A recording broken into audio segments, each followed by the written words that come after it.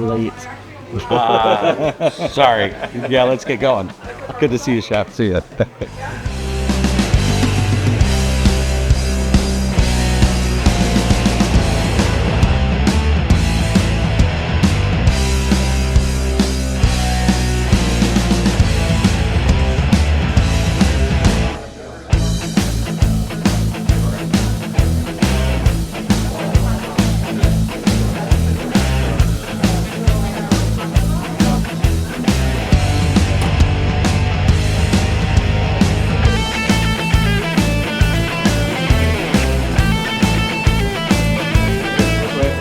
How'd you come up with Thunder Bacon Burger? Well, I knew I wanted to get back in the game. I've been kind of working on bun recipes and stuff that I finalized with like Cafe Francois. Really, they kind of helped me come up with the recipe. I knew what I wanted, right? They made all the magic happen. Really been in smash burger for years. It was where I wanted to take another concept down that road years ago. And so, it was a trend I figured was going to happen, and it is. So it is, and it has been. So I love smash burgers. So it's kind of where I'm at with it at home. And so Thunder Bacon is Call of Duty game handle that I came up with. Okay. It just kind of stuck. It's fun. That's awesome. So, why not? Love it. So it's different. I love the logo too. I mean, the Thunderbolt and everything else. Yeah, Thunderbolt. And I knew I wanted to brand the buns. It's funny when people talk about like best burgers and stuff. And to me, burgers are like categories, where like I think my burgers are good, but I think I do like the best smash burger, Yeah. But then there's smash burgers that are more like what I would call like street style, like very basic and, like a inexpensive bun and stuff like that, like Daddy Burger, They just I think they do like an Oklahoma smash, and it's great, like just that walking up to somebody that's like popped up on the street, that's the burger I expect. And that's how smash burgers got started. So I love those. But I wanted to take it like with Vera Earl Meat. We're the only burger place using them in town. And, we bake our buns and make all the sauces. And this is just elevated, I wanted the bite to be there on every burger. I got an idea. Why don't we do a Tucson Tasty Show burger for filming today? Sure. And we could serve it to whoever knows to order it. And we'll do a post out and see how many people order it. Yeah, that's great. Thick. So, yeah, we're going to do that. All right. Sweet.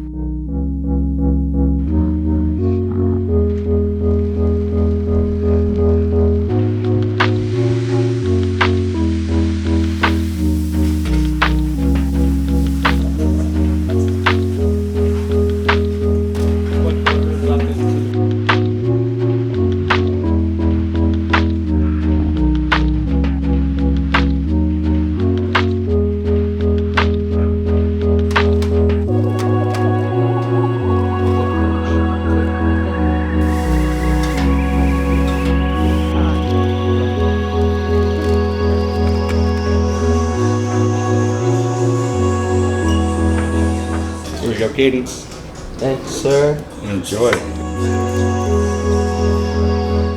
I think it's like a raspberry, jalapeno, and bacon and blue cheese. It's so good.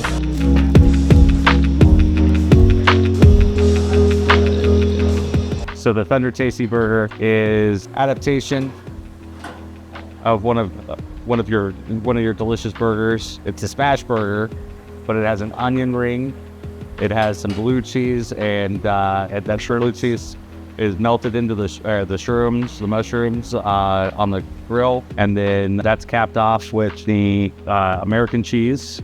Yeah, and finished with the barbecue sauce.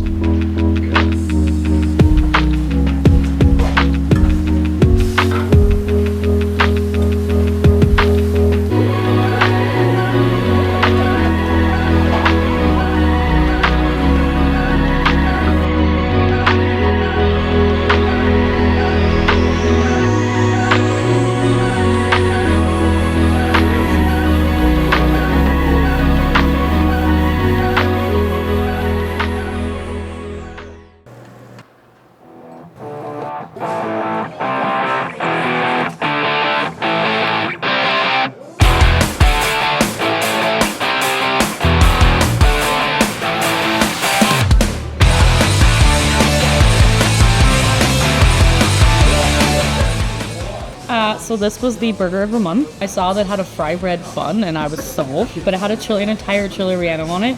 And there's also some pickled onions and the most amazing cheese ever. In typical Lindy fashion, this was absolutely fantastic. I love burgers with a ton of stuff on them, so the more that it has, the better.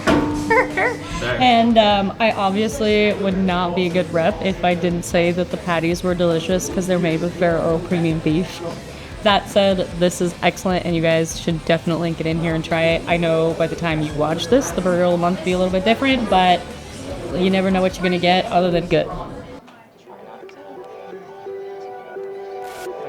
Hey Tucson, Leslie from Laramie Cellars here today with the Tucson Tasty Show and this magnificent Wesley source creation, the Tucson Tasty Thunder Burger, complete with tots, the only way to really have it. And by the way, don't wimp out and have ketchup, ask for the thunder sauce on the side.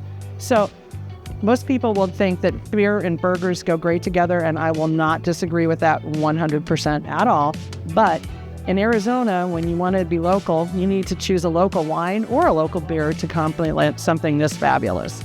So Lindy here at Thunder Bacon Burger Company has 4 of our Laramie Cellars wines.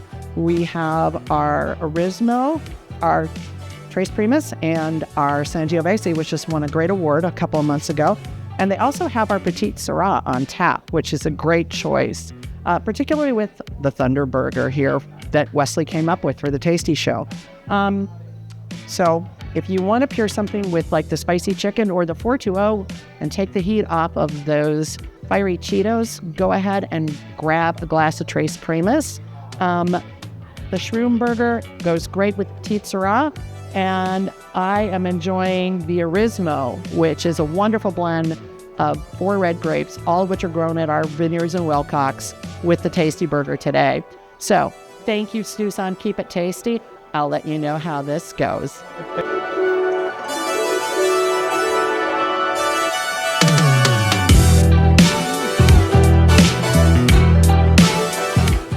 I think you need to keep him. Good job.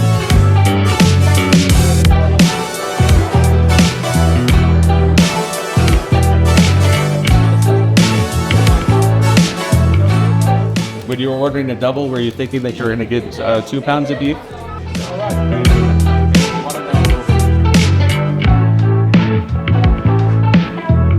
Tore that apart. That was awesome. So we just kind of like that. And smash it together to and smash and twist. Yeah, let's twist it. And then right over to the grill. Yep, so we do the lightning side to the left. There you go. I was going to give like the Eclipso. It's cream cheese, green chilies, green chorizo patties, grilled onions. That sounds good. Yep. All right, so you were going to make that. Okay. So you're going to start out with, you're going to grab some green chilies, scoop of green chilies. There you go. Get some grilled onions. And I'll pull these off so they stay warm. Give me your bottom bun.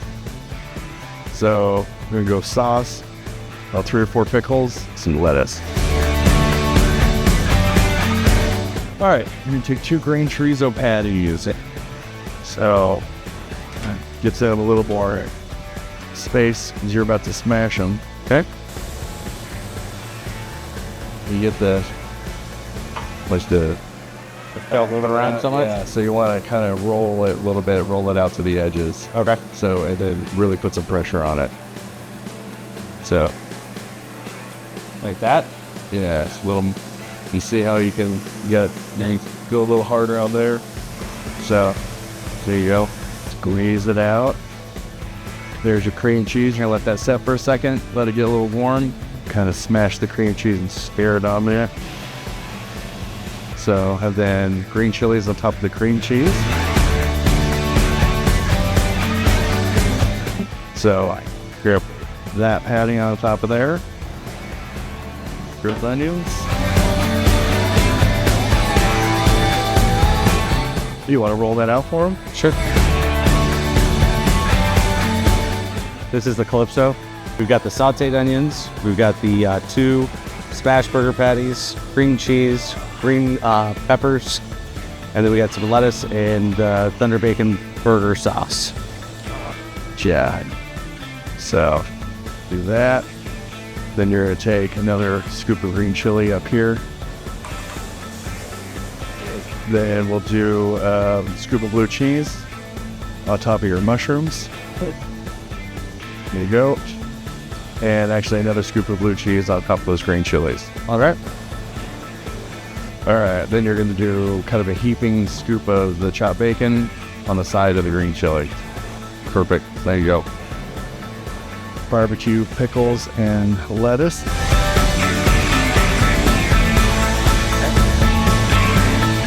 The Kush. Now that's raspberry. All right, so go ahead and grab your tongs. So go ahead and grab 2 out of here.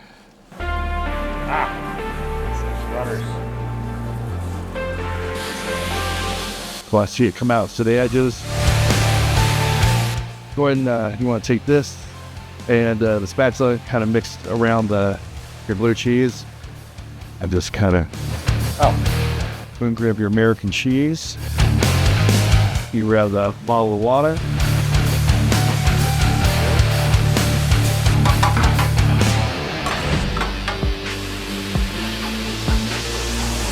Perfect. That one on top of there. On the burger.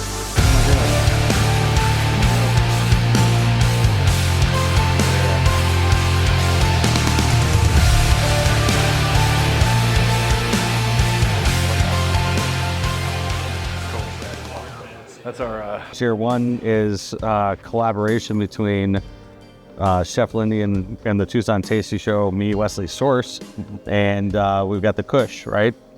we have the Kush, the Thunder Kush. So the Thunder Kush, tell me about the Thunder Kush. I mean, it's Unofficially, I make the Chipotle raspberry preserves here. This came to fruition at a different concept I was at years ago, and we had some stuff laying around. I literally made this and then cut it like 3 or 4 burgers up into quarters and started passing around the bar. That's when it was born. Then I took it to a place I used to own and ran it as a burger of the month, and it ended up on the menu.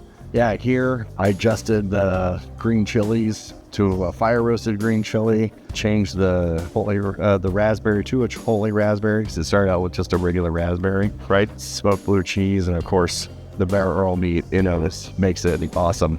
Yeah, we actually took this up to Phoenix last year and won a Phoenix burger contest of a few different chefs that were known for their burgers up there. So okay. that was a lot of fun. No, it's always fun when we can put Phoenix in its place. Yeah, you know what though? Phoenix has an amazing burger scene too. They do. Yeah. So this one is the Tasty Show burger. Now, this one was kind of on the fly. Somebody suggested that we.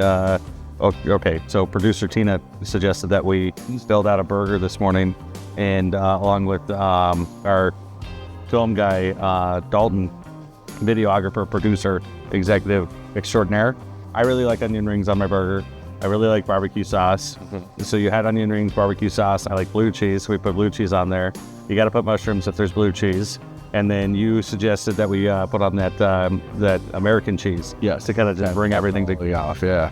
Let's grab it and try it out. Yeah, I'll say that. I know it tastes like this. I wouldn't wait to do. So, yeah, definitely gonna be tasty. All right, cheers.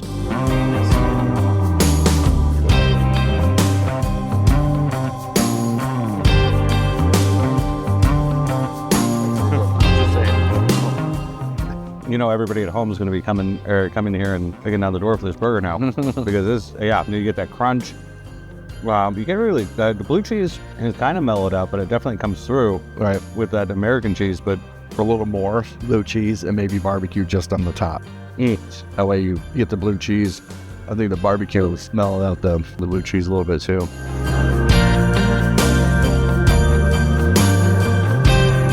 You get that sweet and sour that really comes through. Maybe it's a Kush burger, but one thing on your menu that everybody in the United States needs to come and try at your restaurant. Besides the Kush. Besides the Kush. The Kush, and this one's truly uniquely something I've created, you know. Absolutely. Like, I don't think you really find in a lot of places, you know, and considering I created something like this almost 15 years ago, It was definitely never anything like it anywhere, right? That I had knowledge of anyway. I think when it comes to like green chili burgers, ours is above and beyond anything anybody makes because of the green chorizo patty and the sauce that I make here. So with the green chorizo patty, I mean, are you using green peppers? it's traditional green chorizo, so it's a sausage green chorizo, and it gets blended with the Vera Earls. It's kind of like a 50-50 patty. So, it looks green. So Not when it's cooked. but well, it still has green hues through it when it's cooked. But it's so That's with good. the chili. Yeah, That's good. Yeah. Thank you very much for having us here today. yeah. And I can't wait for everybody to come out and try Thunder Bacon Burger. And it's right here in downtown Tucson. I mean, are you making all the the burger buns at the house now, Ben? Or are you still getting them from the bakery? No, Cafe Francois. So I don't have the room right now to bake them here. So you have a burger every month. Yes. Awesome. So this month it's called Fat and Reckless. So it is uncrustable buns that have been French toasted with a quadruple bacon cheeseburger in the middle.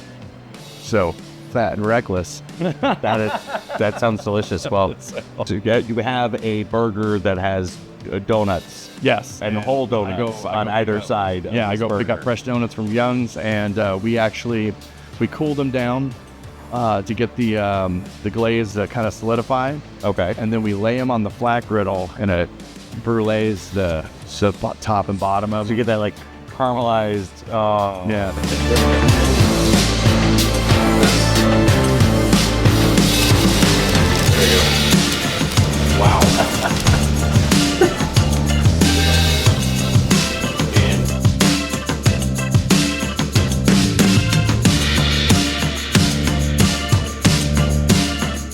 The Tasty Show had this tasty Thunder Burger.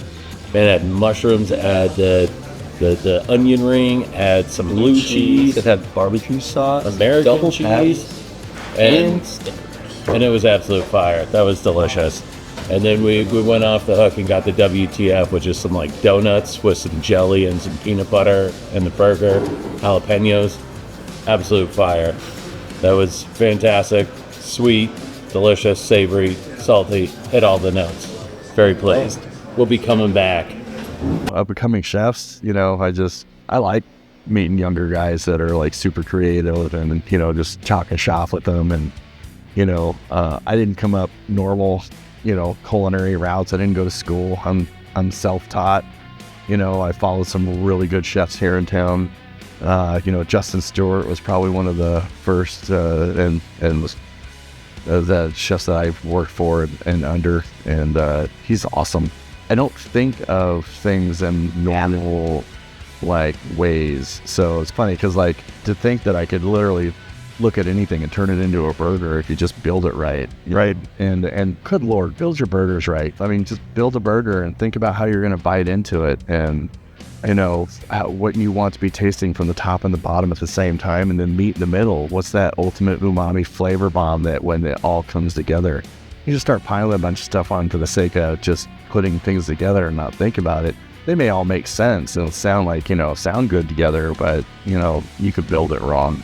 So I edit myself these days. I came up just trying to pile everything on there. Now I'm more about the bite and the enjoyment, and instead of just size. And if you got like 3 cheeses and 2 sauces and all this other junk on there, are you tasting the burger right? I'm just an Oklahoma smash kind of guy. Give me some onions and some cheese and some meat and a sauce. Well, it's easy to do that with that Barrel premium beef as well, because I mean that flavor. Absolutely love working with it. It's a great flavor profile, and it definitely showcases the beef better than other ground beef does. I mean, yeah, I like the flavor on it. Sometimes it's kind of like when you're doing Wagyu and you make it into a smash burger. It's no point. No. You're doing it for the sake of calling it a Wagyu smash patty. So I was worried about just how nice this meat grind was, that smashing it would take out the whole reason you would get meat like this, and it doesn't. and it's very happy about that. So awesome.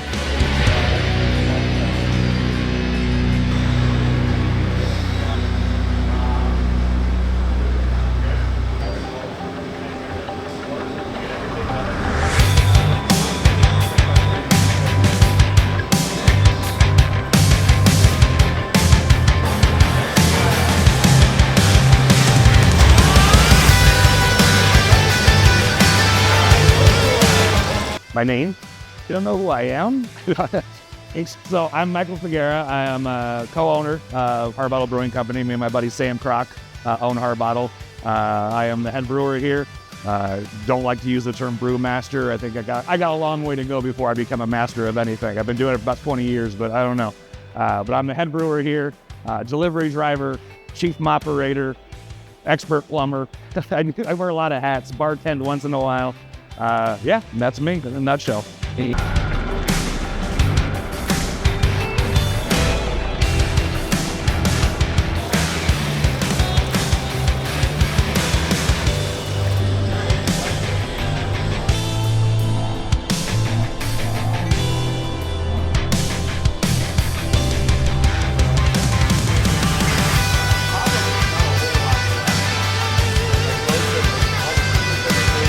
Handle.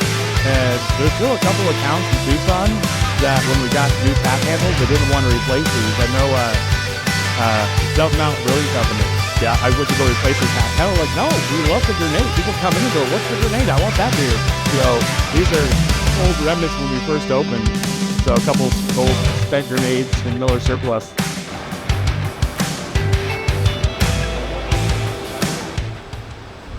Yeah, tasty. That burger is insane. It's 350,000 BTUs per hour. So Harbottle Brewing started mainly my wife's fault.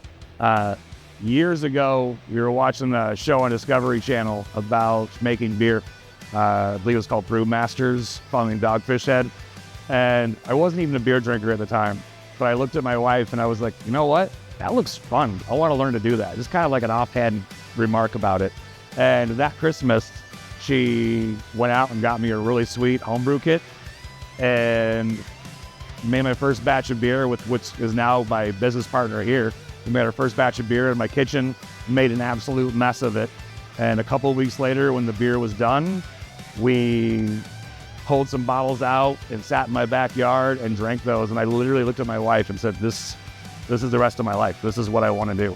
I was pumped. It was such a fascinating process. We marveled at the fact that we made alcohol, and we just were like, this is great. And I don't think it was too terrible. Like, it might have been. It was, but we didn't care because we made beer. It was an exciting time. And from there, the whole thing steamrolled.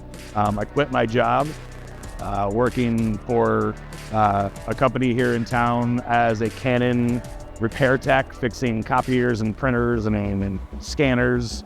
And I'd been there for 15 years. I quit that job and I got a job working in the beer industry and just knew I wanted to make beer the rest of my life. And eventually, somehow, this all was born out of that. We pulled it off somehow. The old place he worked, they bought an old strip club as like a new office building, and they found that down in the basement. Obviously said day girls, night girls, dancers work on, tips only. And he found that, thought it was funny. He brought it in here and then went to Ace Hardware and changed the girls to beers. And then obviously as the kettle fills up, puts more back pressure. So you got to slowly increase the speed here to maintain. Doesn't take much. Should be all right around there, those RPMs. So originally when we opened, we had a concept for a different name. And we got a cease and desist from a winery in California for use of that name. And ultimately, we came to the conclusion that he said, you can use the name, but you can never trademark it. And that was a little too risky for our blood, because if he ever changed his mind, we're just dead in the water. And so we hadn't opened yet, so we started, coming up with new ideas. And at the time, I was actually a bartender, and I was talking to one of my regulars, and he asked the question, he was like, so you're a Hawaiian guy? I am. But he's like, but you're very white. So I was like, well, yes, I am. My mom is English, Irish, German, Scottish, everything white European, and my father is Portuguese Hawaiian. And so we started talking about that, and one of the stories I told him was my great uncle. His name was John Harbottle, and he was sailing in the South Pacific in the early 1800s, part of Captain Cook's expedition. He sailed on a ship called the HMS Jackal, and they ended up landing in Hawaii. And during that time, there was this massive civil war going on in Hawaii, and John Harbottle got mortally wounded. Luckily, he didn't die, but he came very close to. And the reason why he didn't die is there was a local Hawaiian woman that took him in and kind of nursed him back to health.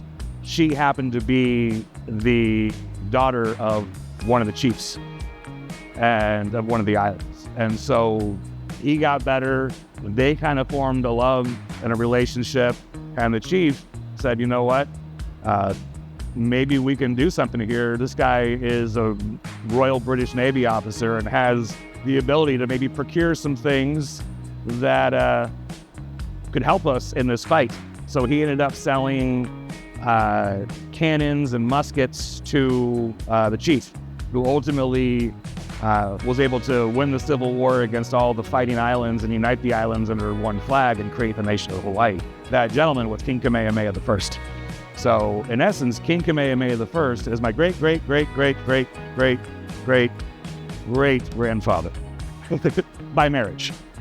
And so the family line from him, and there's actually a family lineage going back all the way to his daughter, kind of in the hallway over here, kind of shows that lineage. And so the Harbottle name was a very important name in Hawaii. They were part of the royal court. The Harbottles were the royal bearer of crowns. John Harbottle became the king's port pilot. And so I'm telling this gentleman this story, and he kind of looks at me, and he knew we were fighting for a name. And he was like, there's your name. He's like, Harbottle. He's like, it even has the name bottle in it. He's like, it's perfect. That's the perfect name for a brewery. That's what you should go with. So we called our attorney, that was working on the trademark for us, and we're like, here's a name. And he called back and said, I think we're okay. So he ran it, we got the trademark, and we've been Harbottle ever since.